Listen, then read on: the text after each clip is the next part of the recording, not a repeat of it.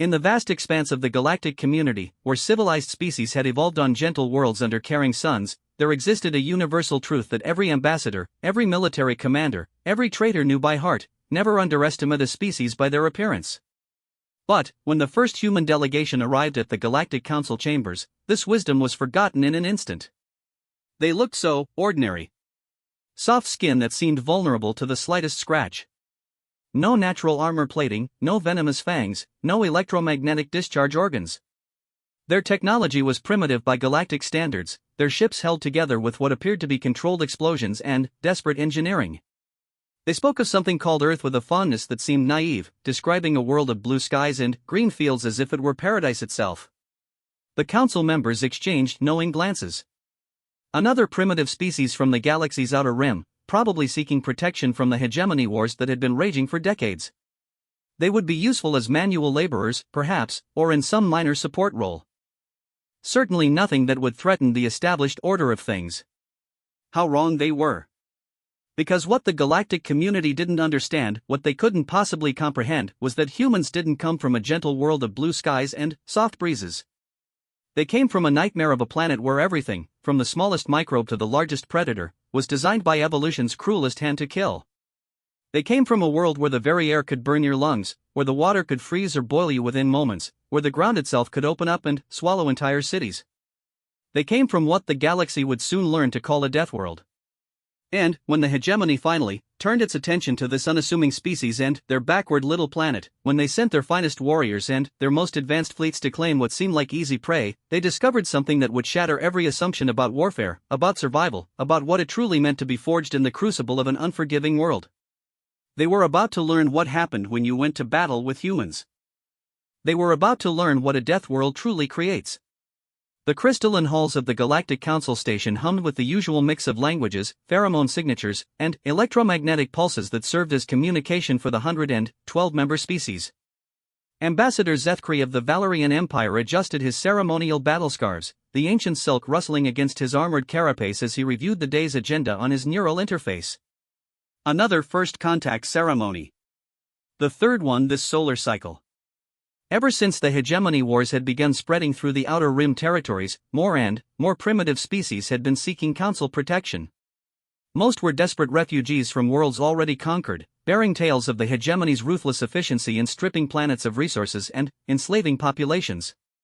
The delegation from Sol 3 has arrived, announced his aide, a young Nethkai whose tentacles flickered nervously with bioluminescent patterns. They call their species humans and their planet Earth. Zethkri's mandibles clicked in mild interest. Sol 3. He'd reviewed the preliminary reports during his morning meditation cycle. A small yellow star on the galaxy's unfashionable outer spiral arm, with a single inhabited planet that barely qualified as space-capable. Their fastest ships took months to travel between their own star system's planets, laughably primitive by any civilized standard. Have they been processed through decontamination? Zethkri asked, reviewing his notes. The species profile was almost comically unremarkable. Bipedal mammals with no apparent natural weapons. No armored hide, no poison sacs, no ability to survive in vacuum. They didn't even have proper digitigrade locomotion, stumbling around on their flat feet like newborns learning to walk. Yes, sir. Though the medical scanners registered some unusual readings. Oh. Zethkri's attention sharpened. In his 40 cycles as a council ambassador, he'd learned to pay attention to anything the medical teams flagged as unusual. Their bone density is approximately 3 times what we'd expect for a species their size.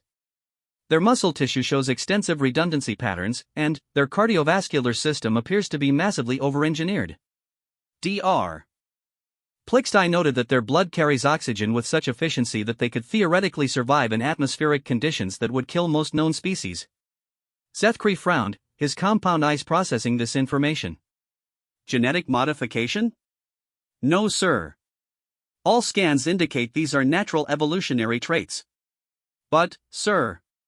The aide's tentacles pulsed with uncertainty. Dr. Plixtai also noted something else. Their adrenal systems are unlike anything in the galactic database. The amount of combat stimulants their bodies can naturally produce would be considered toxic levels for most species. Interesting. Zethkri made a mental note to review the medical data more carefully later. What about their technology? Primitive but creative. Their ships use controlled chemical explosions for propulsion. Their computers are based on manipulating electrical current through silicon matrices. They've somehow managed to achieve faster-than-light travel using a brute force approach that our engineers describe as violating several laws of physics through sheer stubbornness. Despite himself, Zethkri felt his mandibles twitch in what passed for amusement among his species.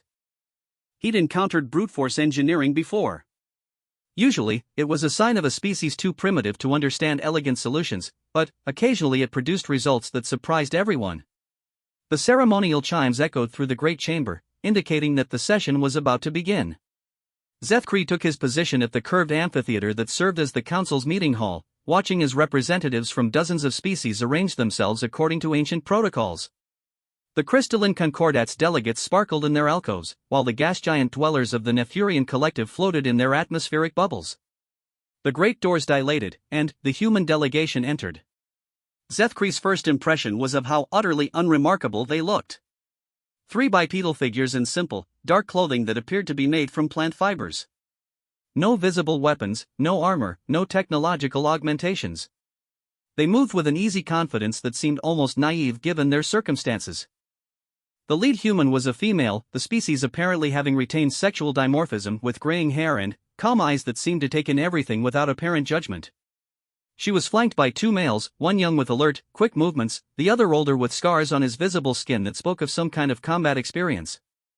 Honored Council, the female human began, her voice carrying clearly across the chamber without electronic amplification. I am Sarah Chen, representing humanity and the planet Earth.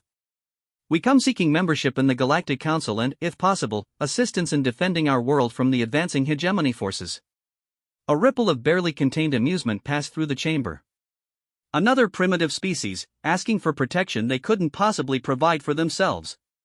Zethkri activated his translation protocols and leaned forward. Welcome to the Galactic Council, Sarah Chen of humanity, he intoned formally. We are honored by your presence. Tell us about your world and your people. Sarah Chen's expression remained serene as she began to speak. Earth is our home. It's a world of great beauty and great danger.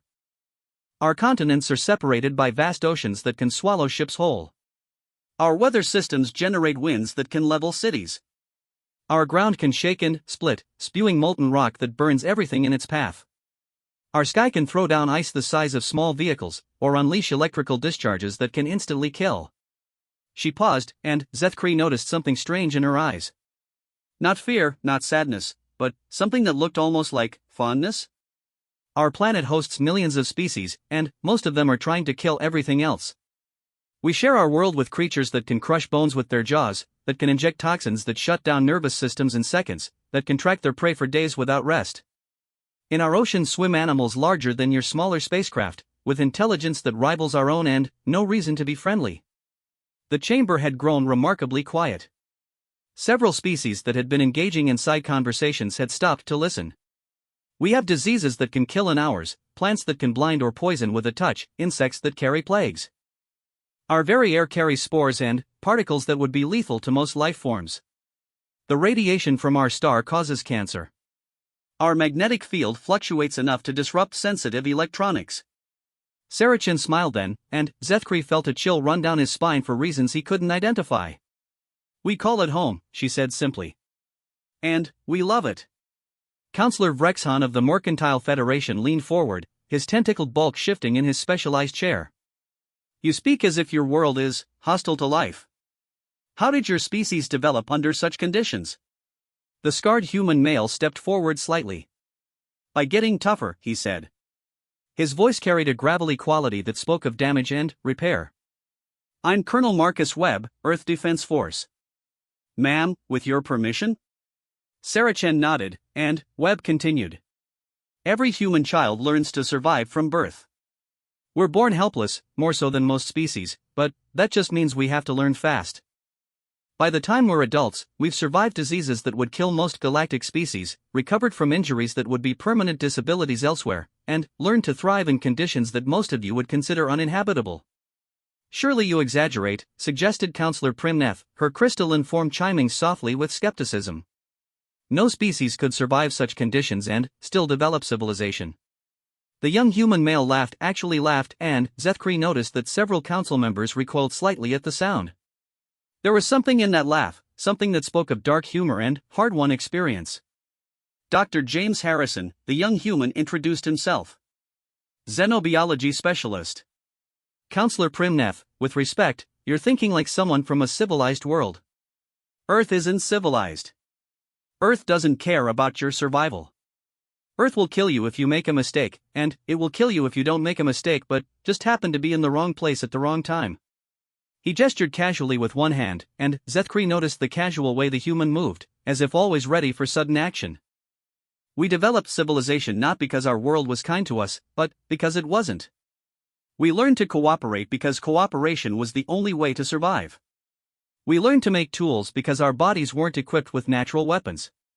We learned to think creatively because rigid thinking got you killed when the environment changed without warning. But, surely, Counselor Vrexon interjected, this has made your species violent? Aggressive? Colonel Webb's expression grew thoughtful. We can be violent when we need to be.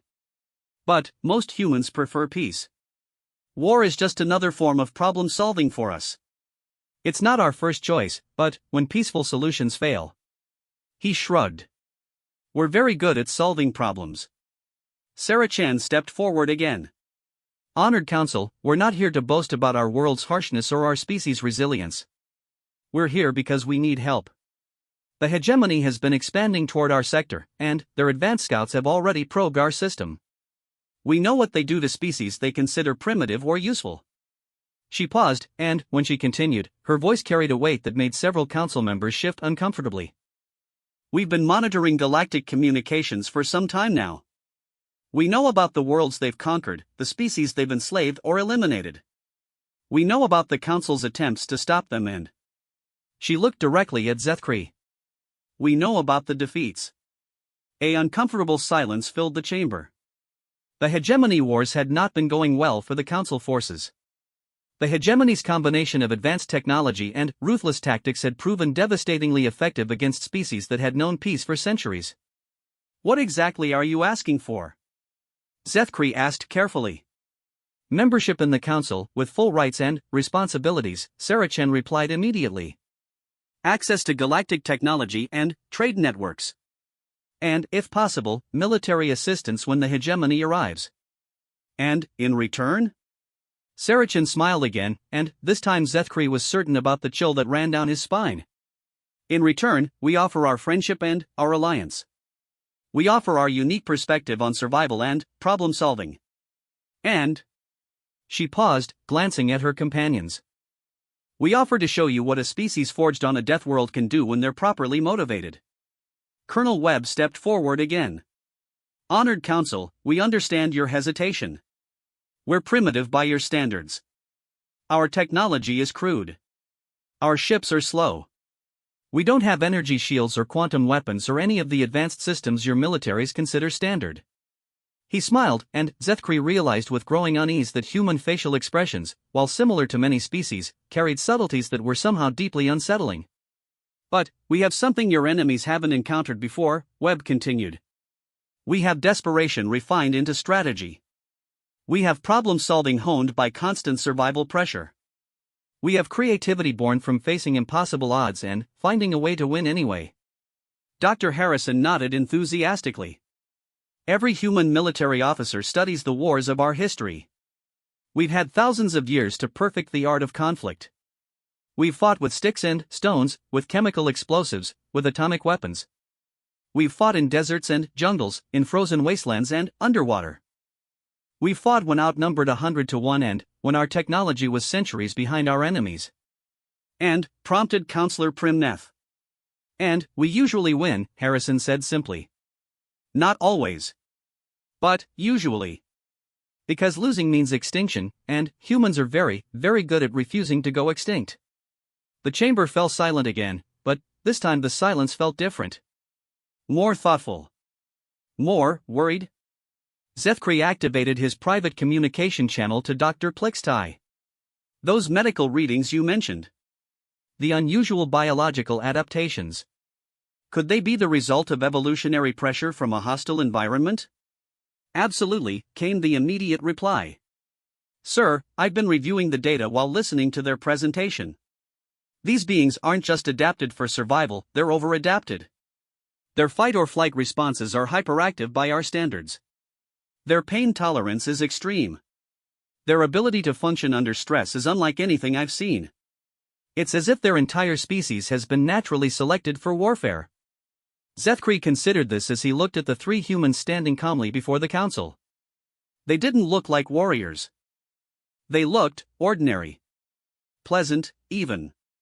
But there was something in their posture, something in the way they held themselves, that suggested they were ready for anything.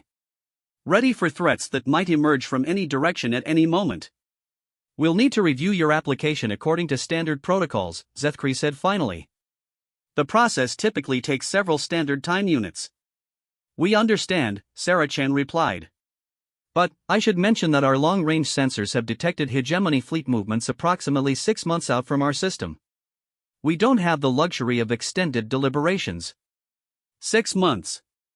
Zethkri felt his mandibles click involuntarily. The Council's response times were notoriously slow, but 6 months was barely enough time to mobilize a defense even if they started immediately. In that case, he said carefully, we'll expedite the review process.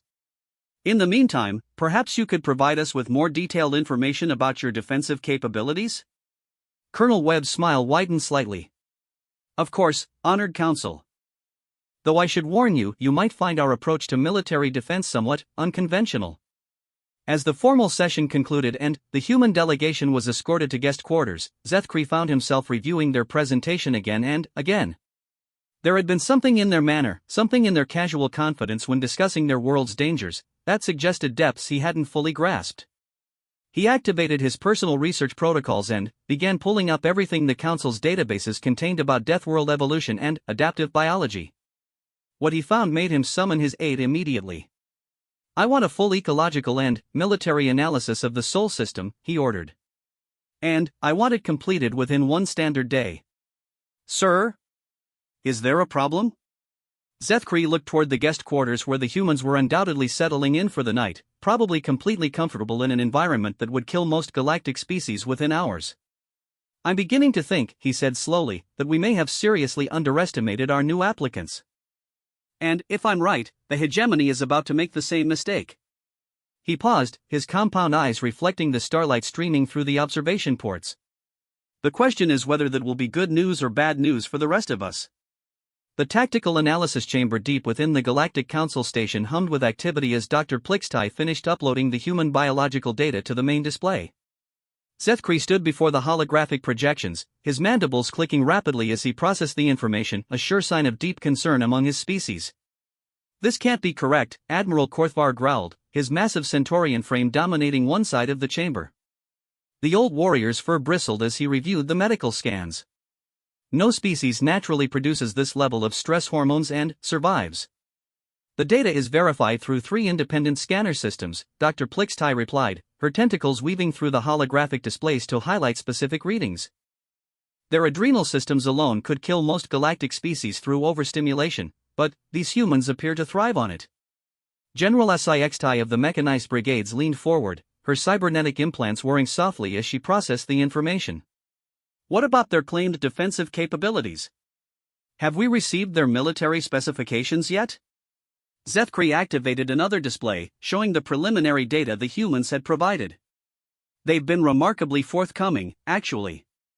They've transmitted complete technical specifications for their weapons, ship designs, and defensive strategies. Admiral Korthvar snorted dismissively. Primitive chemical propulsion.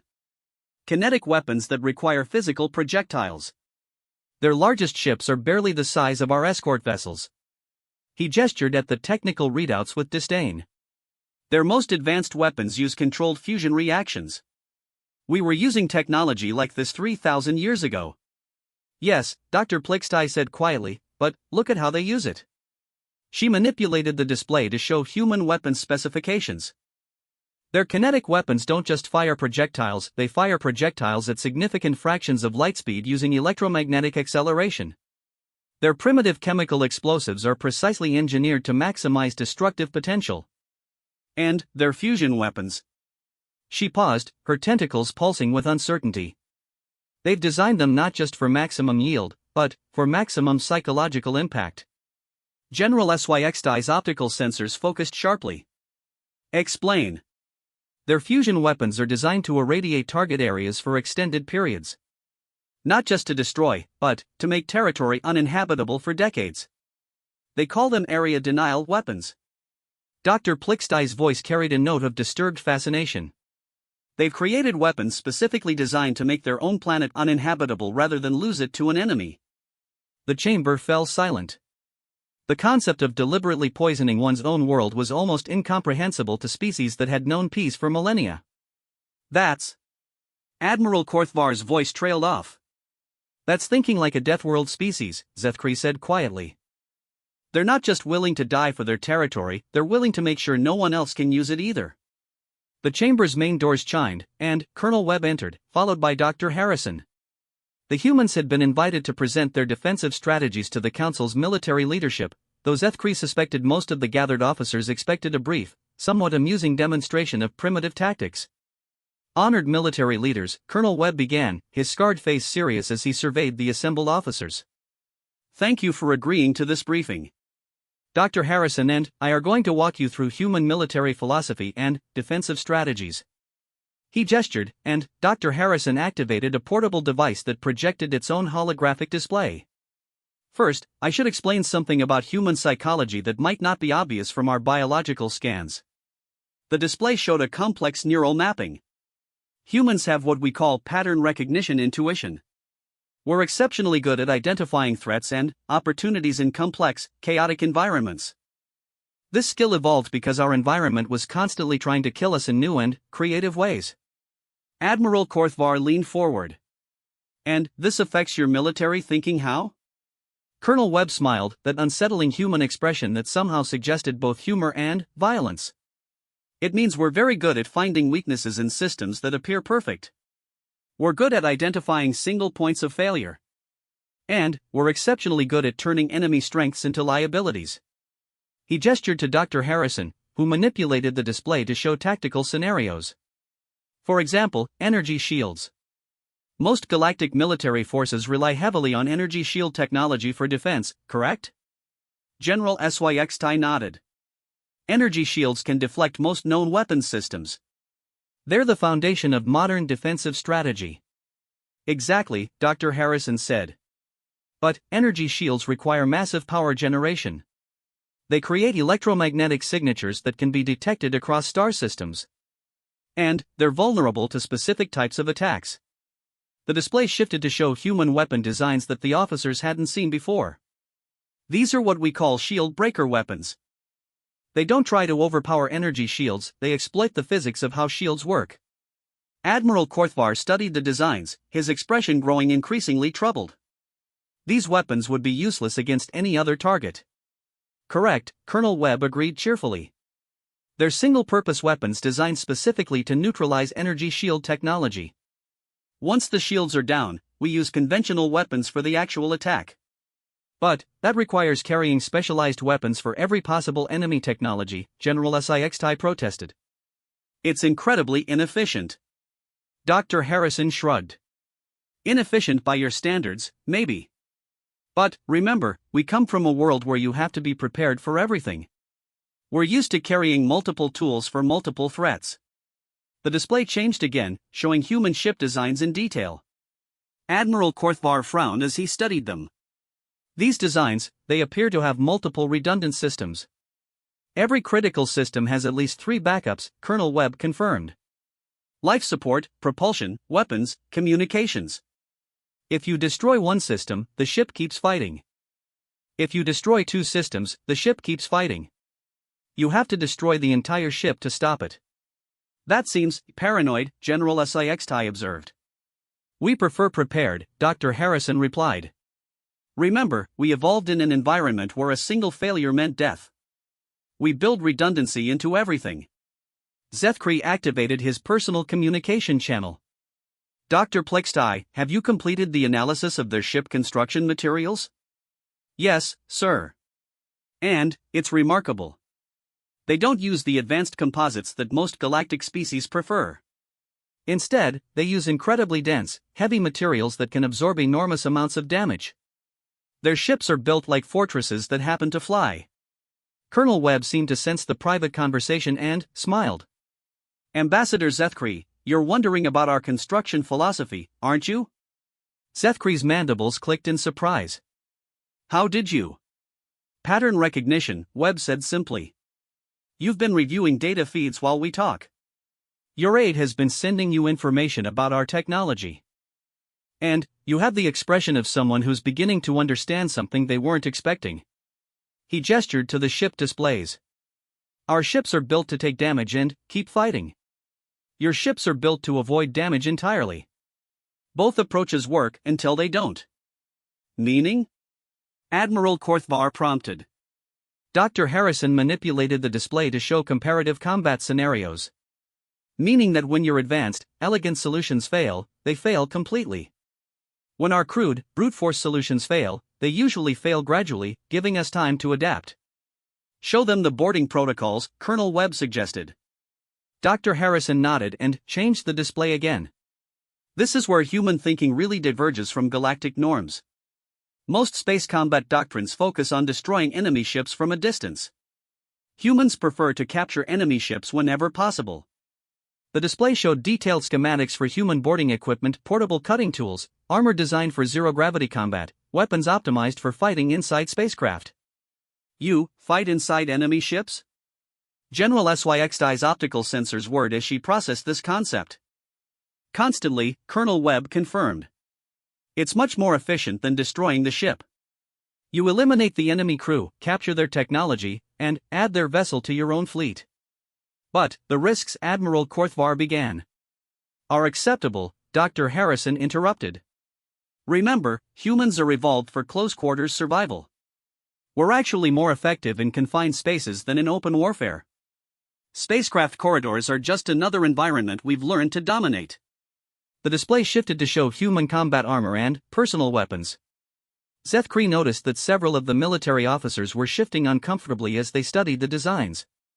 These personal weapons, General SIXTI observed, they seem designed for maximum lethality at close range.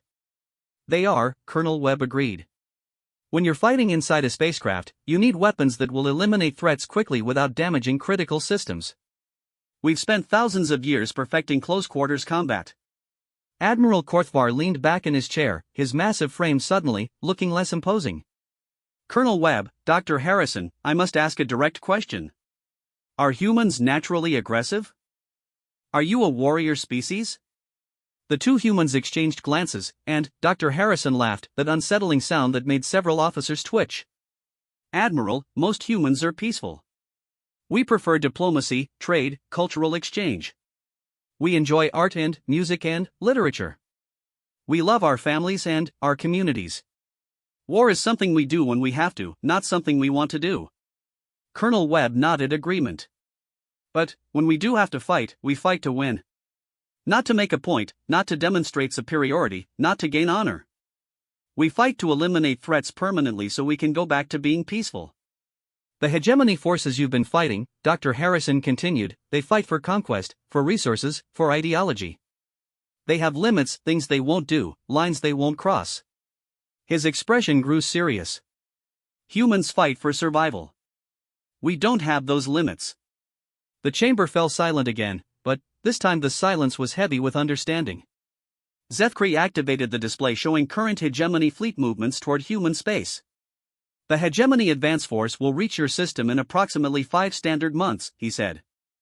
Intelligence indicates it's a standard conquest fleet, roughly 300 ships, including 12 heavy cruisers and 3 planet crackers. Planet crackers? Dr. Harrison asked. Weapons designed to shatter planetary crusts, Admiral Korthvar explained grimly. They're the hegemony's standard solution for worlds that resist conquest. Total annihilation. Colonel Webb studied the fleet composition data, his scarred face thoughtful. 300 ships. Heavy cruisers. Planet crackers. He looked up at the assembled officers. What's the typical council response to this level of threat? General SYXDI's optical sensors dimmed. Evacuation of civilian populations. Strategic withdrawal to defensible positions. Negotiated surrender if possible. I see. Webb looked at Dr. Harrison, who nodded slightly. Honored military leaders, I need to clarify something about human defensive strategy. He manipulated the display to show the Sol system, with Earth highlighted in the center. We don't evacuate. We don't retreat. We don't surrender. But, against overwhelming force, Admiral Korthvar began. Against overwhelming force, we fight harder, Dr. Harrison interrupted. Admiral, you're thinking like a civilized species that has alternatives. Humans don't have alternatives. Earth is our only world. We have nowhere to retreat to. Colonel Webb nodded. This hegemony fleet, 300 ships, planet crackers, overwhelming technological superiority. From a galactic perspective, this is an unwinnable situation. And, from a human perspective? Zethkri asked, though he was beginning to suspect he didn't want to hear the answer. Webb's smile returned, and, this time it was genuinely frightening. From a human perspective, this is just another Tuesday. He gestured to the fleet data. 300 ships means 300 opportunities to capture advanced technology. Planet crackers means weapons we can reverse engineer and improve. Overwhelming technological superiority means we're going to learn a lot very quickly. Dr. Harrison laughed again. Honored Council, you're thinking about this all wrong. You see a threat to humanity. We see a learning experience. A learning experience? General SYXDI's voice carried a note of disbelief.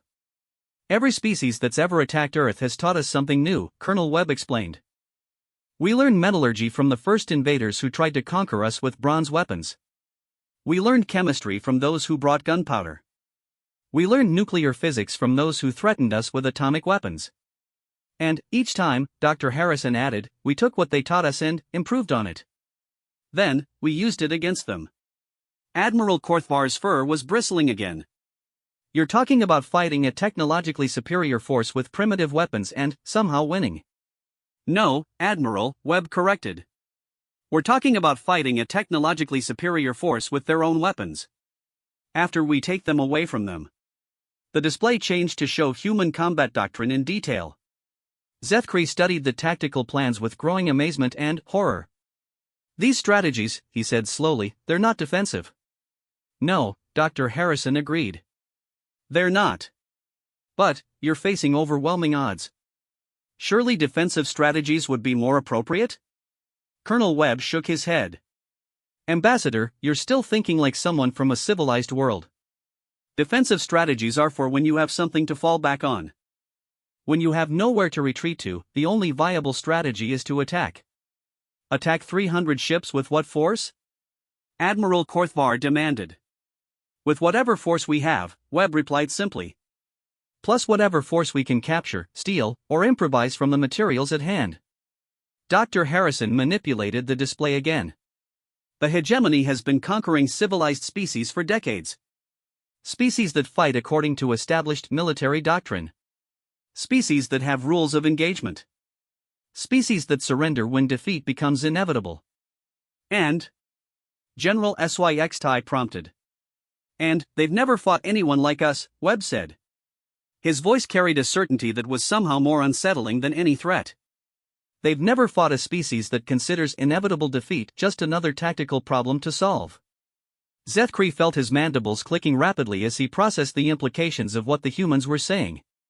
Colonel Webb, Dr. Harrison, are you telling us that you believe humanity can defeat a hegemony conquest fleet? The two humans looked at each other again, and Dr. Harrison shrugged. Ambassador, we honestly don't know. We might win, we might lose. But, if we lose, Colonel Webb finished, the hegemony is going to learn something they've never had to learn before. Which is? Webb's smile was sharp and cold. What it costs to kill something that refuses to die quietly. As the briefing concluded and the humans left the chamber, the assembled military officers sat in uncomfortable silence. Finally, Admiral Korthvar spoke. Are they insane? No, Dr. Plixtai said quietly through the communication system. They're evolved. They're what happens when a species survives in an environment that doesn't allow for conventional thinking. Zethkri stood before the tactical displays, studying the human defensive plans with a mixture of admiration and dread. Dr. Plixtai, in your professional opinion, what are humanity's chances against a hegemony conquest fleet? Unknown, sir. But, I can tell you this, the hegemony has never faced anything like them. Their entire conquest strategy is based on overwhelming technological superiority and the assumption that rational beings will surrender when faced with inevitable defeat. And, if their assumptions are wrong? Dr. Plixtai's tentacles pulsed thoughtfully. Then, the hegemony is about to discover that there's nothing more dangerous than a species that doesn't understand the concept of inevitable defeat. General Sixtai powered down her optical sensors and stood. I'm going to recommend immediate military support for the human defense effort. Admiral Korthvar looked surprised. Based on what? Their technology is primitive, their numbers are limited, based on the fact, Sixtai interrupted, that they might actually win. And, if they do, I want to be on their side when it's over. She paused at the chamber door. Because if they can do what they claim they can do, the balance of power in this galaxy is about to change dramatically. As the officers filed out, Zethkri remained alone with the tactical displays, studying the human plans and trying to comprehend the mindset that had created them. Finally, he activated his personal communication channel. Get me a direct line to the Council Presidium, he ordered. Emergency priority. What should I tell them the emergency is, sir? Zethkri looked at the display showing human defensive strategies that look less like defense and more like controlled madness. Tell them, he said quietly, that we may have just allied ourselves with the most dangerous species in the galaxy. And that, if we're very lucky, they'll be fighting for us instead of against us. The observation deck of the human vessel Endurance offered a view that would have been impossible just 3 months earlier. Admiral Sarachen stood watching as council ships worked alongside human vessels in a synchronized ballet of preparation that still amazed her. Crystalline Concordat repair ships used their energy manipulation capabilities to strengthen human armor plating, while Nethurian engineering teams shared their gravitational control technology to improve human ship maneuvering systems. It's remarkable how quickly they adapted to working with us, Colonel Webb observed, joining her at the viewport. His reflection in the reinforced transparent aluminum showed the scars of recent modifications, cybernetic interfaces that allowed him to communicate directly with the various alien technologies now integrated into human defensive systems. They're scared, Dr. Harrison said bluntly, materializing behind them with his typical disregard for formal protocol. The preliminary reports from the Hegemony Advanced Scouts have them terrified. Admiral Chen turned to study the datapad Harrison carried. The intelligence briefings had been sobering. The hegemony wasn't just sending a conquest fleet to human space, they were sending an extermination force. The kind of fleet reserved for species that had proven too dangerous to leave alive. They've classified us as a critical threat, she noted, reviewing the intercepted communications. Not a military threat. A critical threat. I've never seen that designation before. Colonel Webb frowned as he read over her shoulder. Critical threats are species that could potentially destabilize galactic civilization if allowed to develop further. He looked up at Chen with grim humor. Congratulations, Admiral. We've been promoted from primitive upstarts to existential threat in less than 6 months. Dr. Harrison laughed, that sound that still made alien crew members jump despite months of exposure. Well, we did promise them we'd show them what a Deathworld creates. Apparently, we're exceeding expectations. Admiral Chen moved to the tactical displays that had been installed throughout the ship.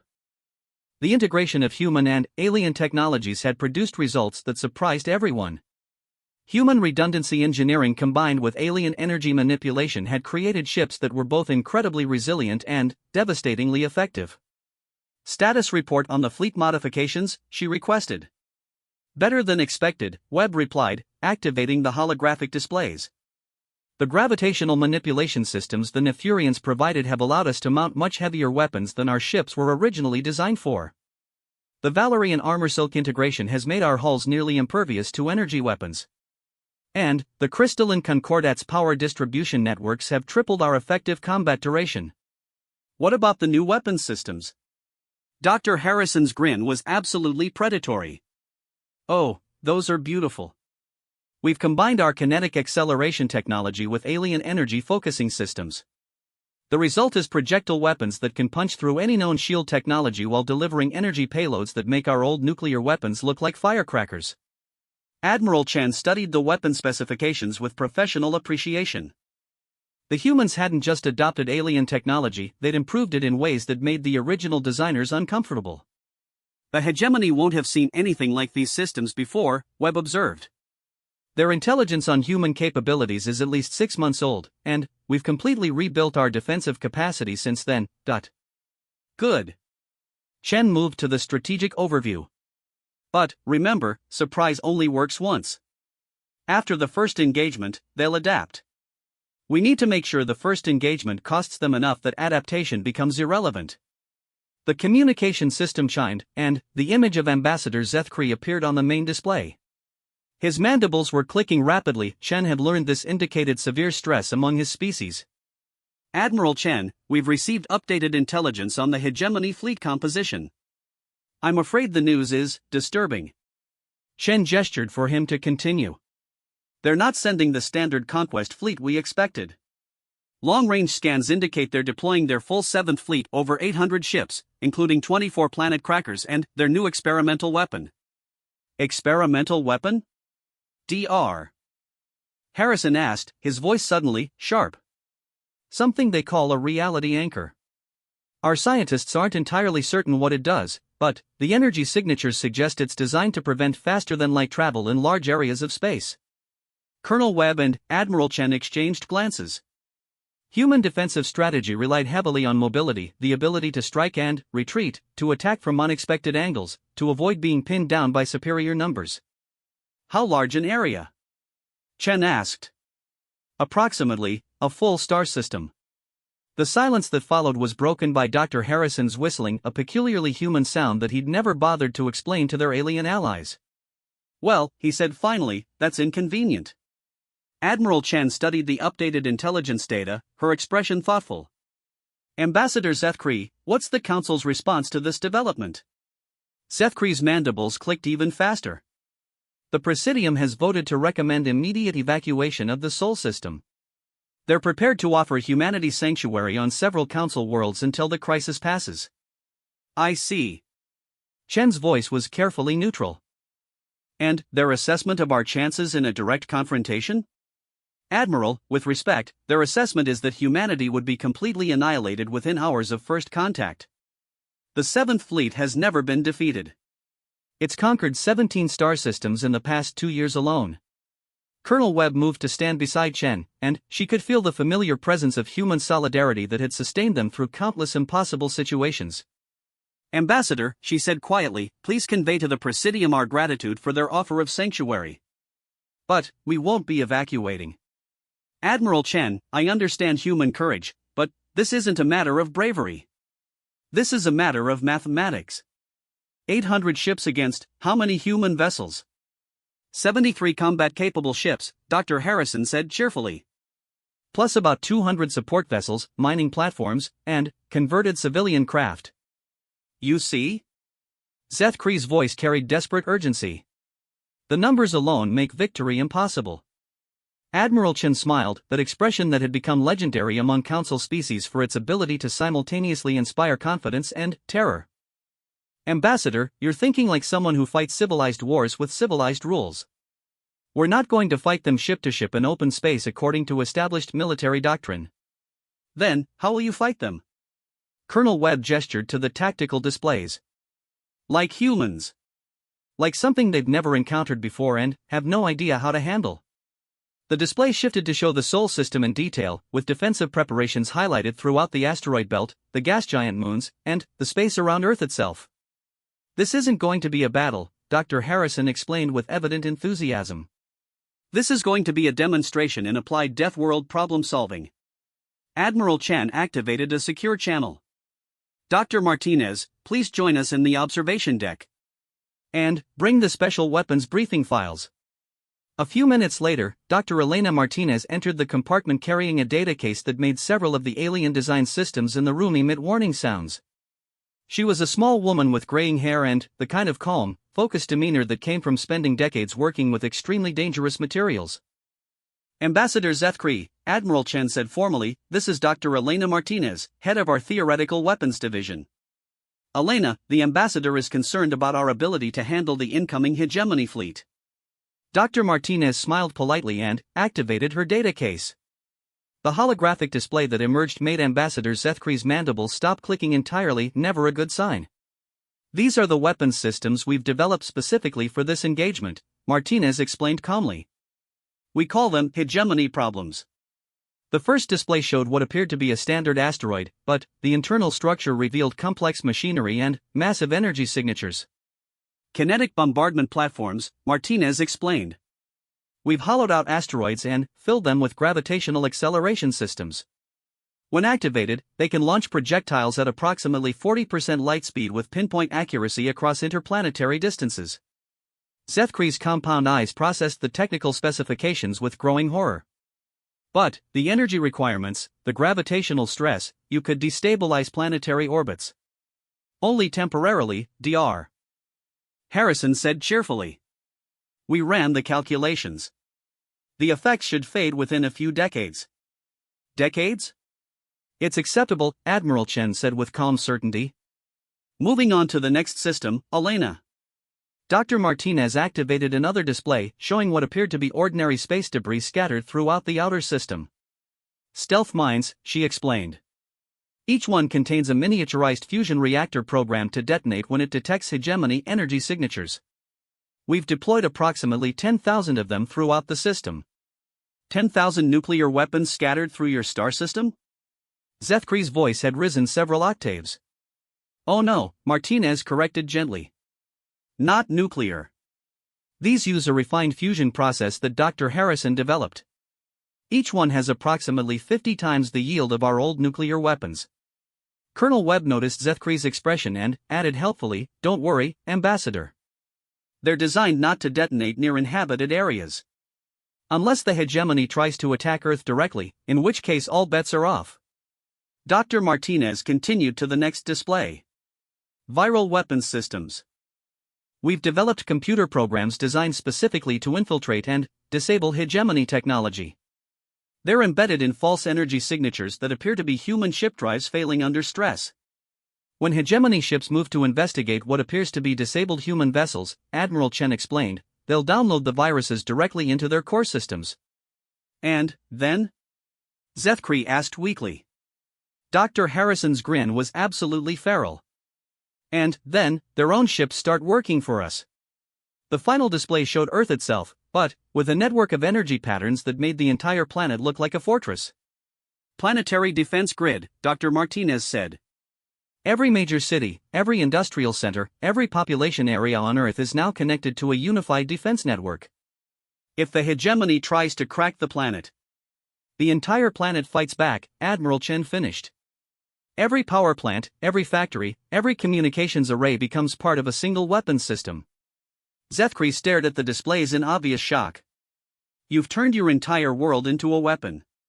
We've turned our entire world into a statement, Colonel Webb corrected.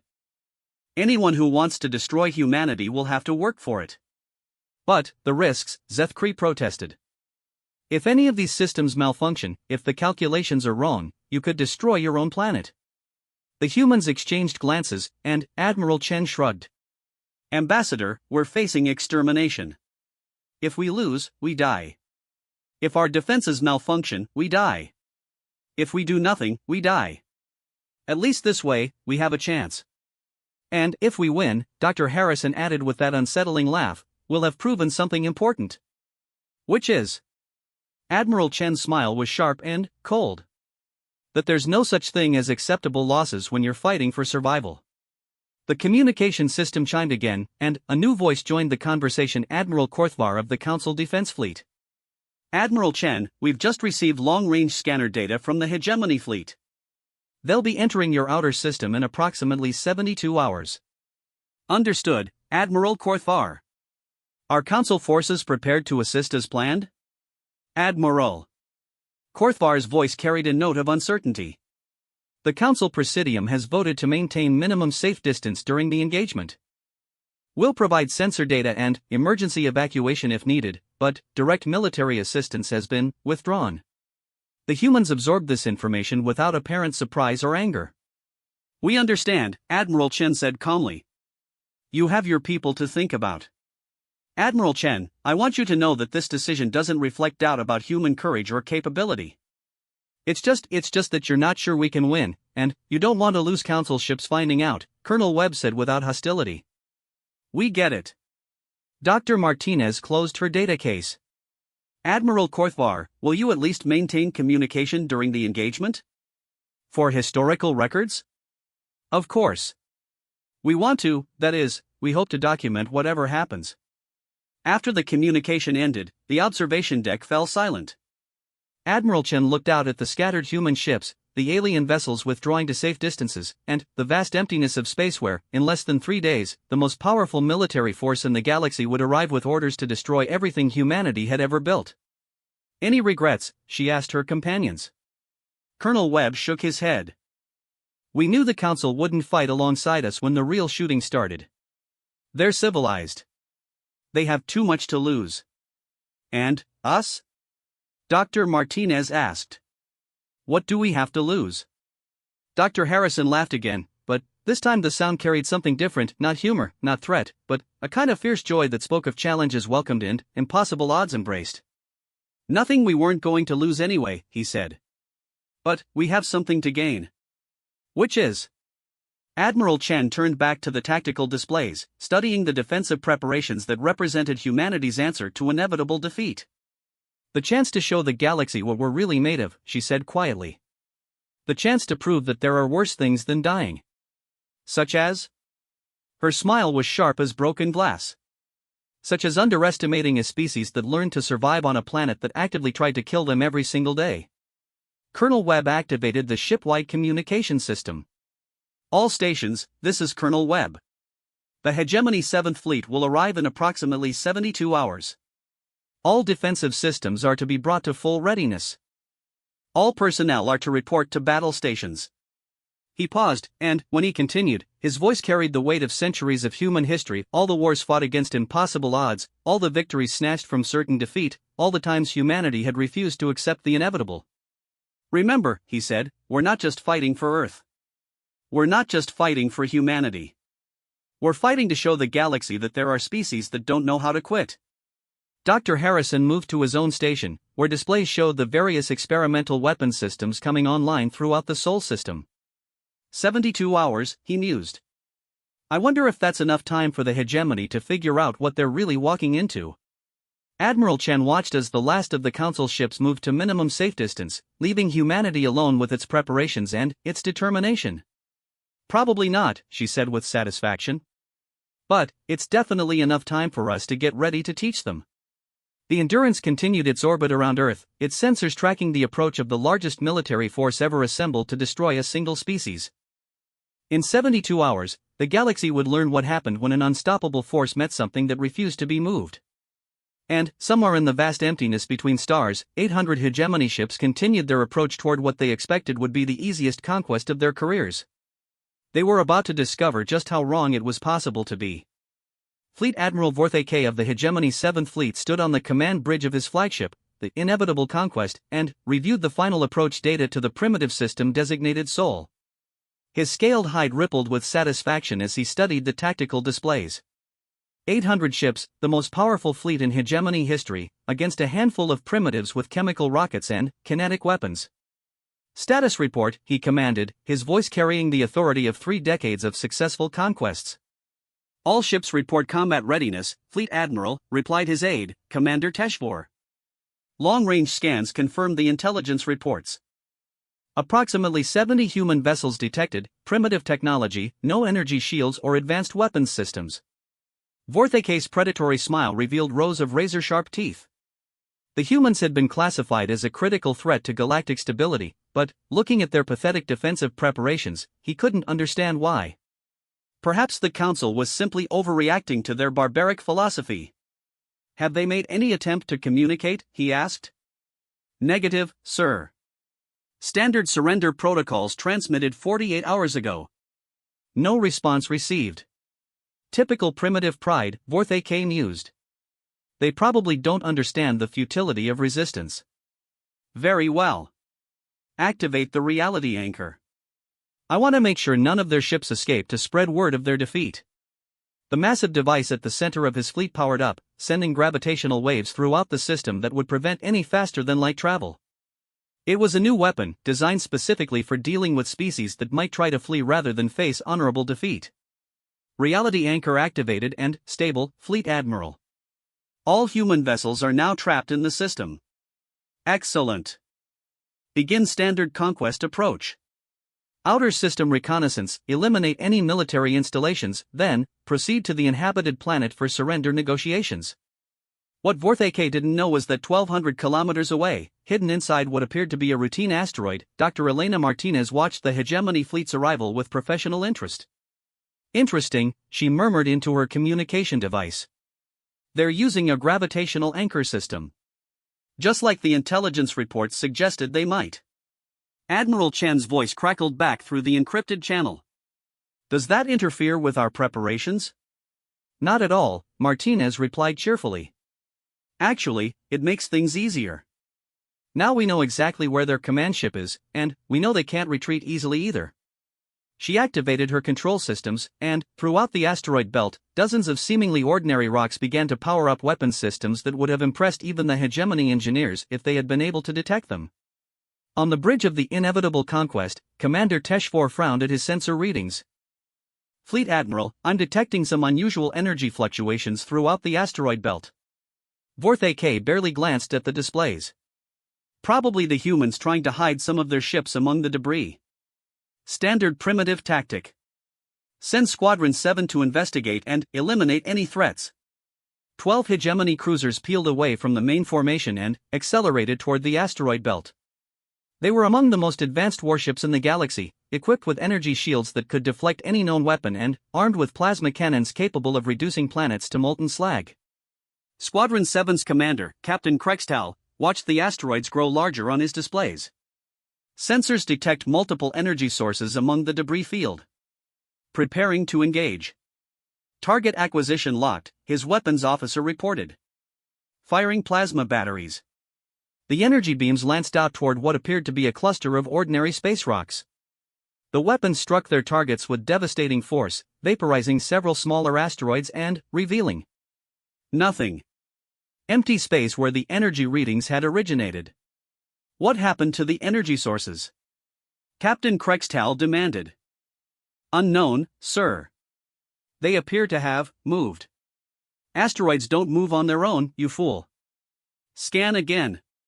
The tactical officer's voice carried a note of confusion. Sir, I'm reading massive energy buildups throughout the belt, but I can't pinpoint the sources. It's as if the energy is coming from everywhere at once. Dr. Martinez smiled as she watched the hegemony ship stumbling around her carefully prepared trap. The beauty of kinetic weapons, she murmured to herself, is that they don't show up on energy scanners until after they've been fired.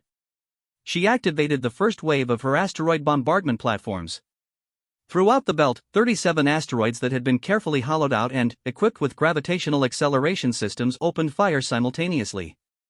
But these weren't energy weapons that could be detected and tracked. These were physical projectiles, chunks of refined metal accelerated to significant fractions of light speed using technology the hegemony had never encountered. The projectiles were invisible to sensors until the moment they struck.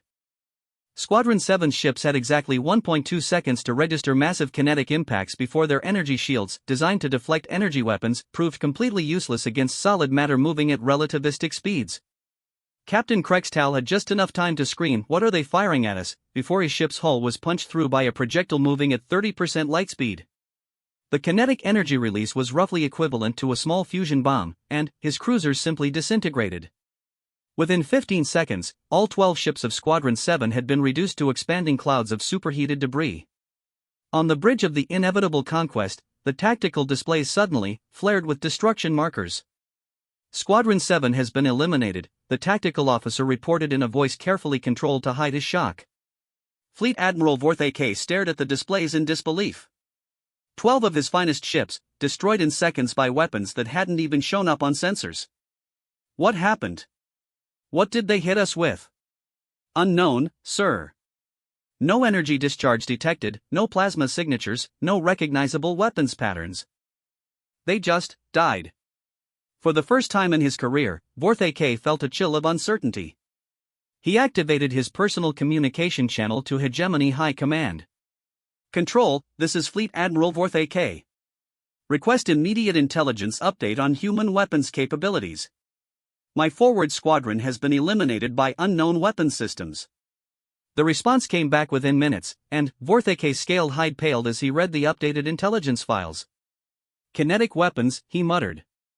They're using kinetic weapons accelerated to relativistic speeds. Sir? Commander Teshvor looked confused. But, kinetic weapons are primitive. No civilized species has used them for thousands of years. Because no civilized species is insane enough to build weapons that could destabilize planetary orbits, Vorthake snarled. These humans aren't just primitive, they're completely mad. He studied the tactical displays, trying to understand an enemy that didn't fight according to any rational military doctrine. Send word to all ships. Implement evasive patterns. Do not approach any asteroid or debris field without full sensor sweeps. Yes, sir. What about the outer system installations? Vorthake looked at the scanner data showing human mining platforms and orbital facilities throughout the system. They appeared defenseless, but, after losing Squadron 7, he wasn't taking any chances. Eliminate them with long-range plasma bombardment. Do not get close enough for those kinetic weapons to target us. The Hegemony fleet began a systematic bombardment of human installations throughout the outer system. Plasma beams reached out across millions of kilometers, reducing mining platforms and orbital facilities to glowing debris. Admiral Chen watched the destruction from the bridge of the Endurance, her expression calm despite the loss of months of preparation and construction. They're learning, she observed. Faster than I expected. Colonel Webb nodded grimly. The kinetic platforms were always a one-shot weapon. They served their purpose, now the Hegemony knows we're not helpless. What's the status on the viral weapons? Dr. Harrison asked, reviewing his own tactical displays. Deployed and activated, Admiral Chen replied. The Hegemony just destroyed 17 facilities that were broadcasting false distress signals. Their ships should be downloading our gifts right about now. Aboard the Hegemony cruiser Relentless Fury, Communications Officer Zephyra was doing exactly what Admiral Chen hoped she would be doing, analyzing the data transmissions from the destroyed human facilities. Captain, I've recovered data cores from several human installations. Analyzing for intelligence value. Excellent work, Captain Mordak replied. What have you found? Technical specifications, defensive plans, communication protocols. Standard intelligence windfall from a defeated enemy. Zephyra uploaded the recovered data to the ship's central computer system, not knowing that embedded within the technical files were programs designed specifically to interface with Hegemony computer architecture. Programs that Dr. Harrison had spent months perfecting with the help of Council intelligence files. The viruses spread through the Relentless Fury's systems like wildfire, but they didn't cause obvious damage. Instead, they quietly began copying themselves to every connected system while gathering detailed information about Hegemony technology, weapon systems, and tactical protocols. Data integration complete, Zephyra reported. Files are clean and have been distributed to all fleet vessels for analysis. Within hours, every ship in the Hegemony 7th Fleet carried dormant programs that were learning everything about their hosts while waiting for activation codes that only the humans possessed. Fleet Admiral Vorthake was unaware of this development as he reviewed his tactical options. The humans had proven more dangerous than expected, but they were still vastly outnumbered and outgunned. His fleet could stand off at long range and systematically reduce their defenses to rubble. Status report on the inner system, he commanded. Long-range scans show multiple human vessels in orbit around their planet, his tactical officer reported. Energy signatures are consistent with previous intelligence, primitive fusion drives, no shields, minimal armor. And their planet-based defenses? Extensive orbital installations, but nothing that appears capable of engaging targets at our current range. Vorthake studied the tactical displays with growing confidence. The asteroid belt trap had been clever, but now that he knew what to watch for, human kinetic weapons were useless at long range. Time and orbital mechanics were on his side. Begin final approach to the inhabited planet. All ships maintain maximum engagement distance. I want their orbital defenses eliminated before we get within range of any more surprises. The massive Hegemony fleet began its final advance toward Earth, 800 ships arranged in a formation designed to provide overlapping fields of fire while minimizing vulnerability to surprise attacks. What they couldn't detect were the 10,000 stealth mines scattered throughout the approach corridors, mines that had been designed to appear as ordinary space debris until hegemony energy signatures came within activation range. Dr. Martinez monitored the fleet's approach from her hidden command center, watching as the precisely laid trap began to close. Admiral Chen, they're entering the minefield now. Understood. Are the viruses ready for activation? All systems green. On your command, we can turn approximately 60% of their fleet into allies. Admiral Chen looked at her tactical displays, showing the vast hegemony armada approaching Earth with lethal intent. In a few hours, they would be close enough to begin bombarding the planet itself.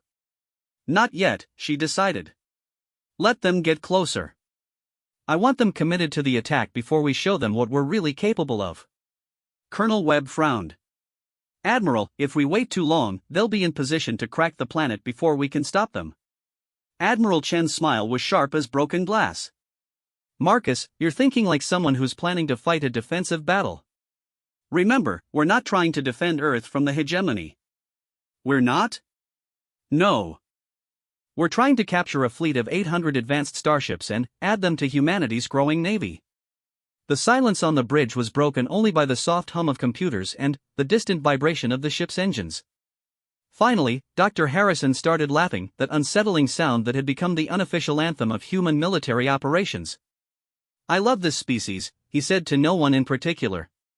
We're facing the most powerful fleet in galactic history, our planet is about to be attacked by planet crackers, and our response is to try to steal their ships. Admiral Chen nodded calmly. The hegemony has been conquering civilized species for decades. Species that fight according to established rules.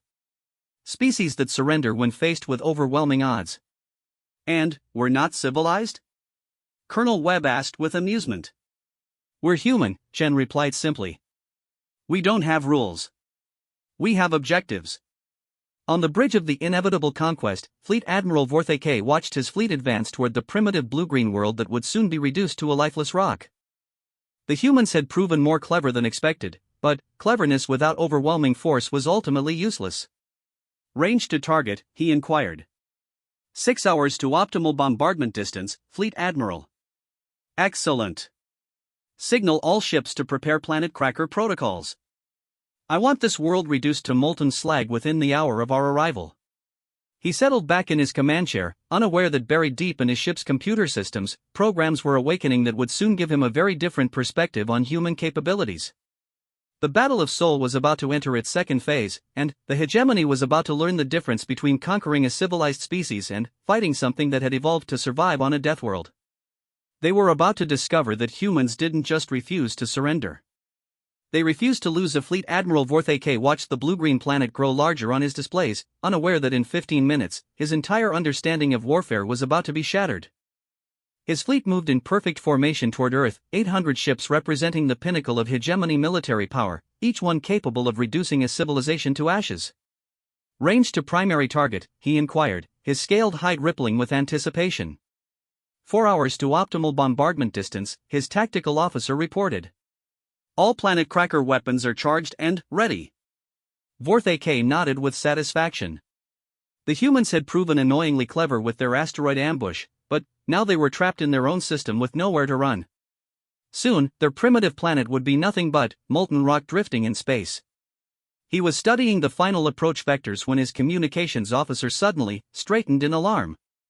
Fleet Admiral, I'm receiving priority signals from multiple ships. They report computer malfunctions across all systems. Malfunctions? Vorthake's attention sharpened. What kind of malfunctions? Before the officer could respond, chaos erupted across the fleet communication channels. Ship after ship reported the same phenomenon. Their computer systems were activating weapons and defensive measures without authorization, targeting other hegemony vessels, and completely ignoring all attempts at manual override. Sir, his tactical officer called out in panic. The crushing victory just fired on the Iron Dominance. Both ships are reporting loss of computer control. Vorthake stared in horror as his tactical display showed his own ships turning their weapons on each other. Plasma beams lanced through space as vessel after vessel fell under the influence of the viral weapons that Dr. Harrison had so carefully crafted. What's happening? He roared. Why are our ships attacking each other? Admiral Chen's voice suddenly filled the bridge, transmitted on an open channel that somehow overrode all their security protocols. Fleet Admiral Vorthay K, this is Admiral Sarah Chen of Earth Defense Force. I believe your fleet is experiencing some technical difficulties. Vorthay K's blood ran cold. Somehow, the primitive humans had seized control of his ship's computer systems. This is impossible. Our security protocols are impenetrable. Your security protocols, came the calm reply, were designed to prevent unauthorized access by civilized species that respect certain boundaries. We're not civilized, and we don't respect boundaries. Dr. Harrison's voice joined the communication, carrying that unsettling laugh that had become legendary among Council species. Admiral Vorthay K, I'd like you to meet our computer viruses. They've been learning about your technology for the past 6 hours, and I'm afraid they've decided they like us better than you. The tactical display showed a nightmare scenario unfolding. More than half the hegemony fleet was now under human control, their weapons turning on the remaining ships that still answered to Vorthay K's commands. The perfectly coordinated armada had become a chaotic battleground where advanced starships fought each other with devastating efficiency. This is an act of treachery. Vorthay K snarled into his communications array. You fight without honor. Admiral Chen's response was delivered with icy calm. Admiral, we fight to win. Honor is a luxury for species that have alternatives to victory. Colonel Webb's voice cut in. Attention all hegemony vessels still under original command. You have 30 seconds to surrender your ships and prepare to be boarded. This is your only warning. Never. Vorthay K raged. The hegemony does not surrender to primitives. Then, you've chosen the hard way, Dr. Harrison replied with evident satisfaction. I was hoping you'd say that. Throughout the inner solar system, the remaining phase of humanity's defensive plan activated. The stealth mines that had been disguised as space debris suddenly revealed themselves, detonating in precisely coordinated patterns that trapped the remaining hegemony ships in overlapping fields of destruction. But these weren't ordinary nuclear weapons. Dr. Martinez had designed them with one specific purpose: to disable ships without destroying them completely. The fusion reactions were carefully tuned to produce electromagnetic pulses that would overload shield systems and electronics while leaving.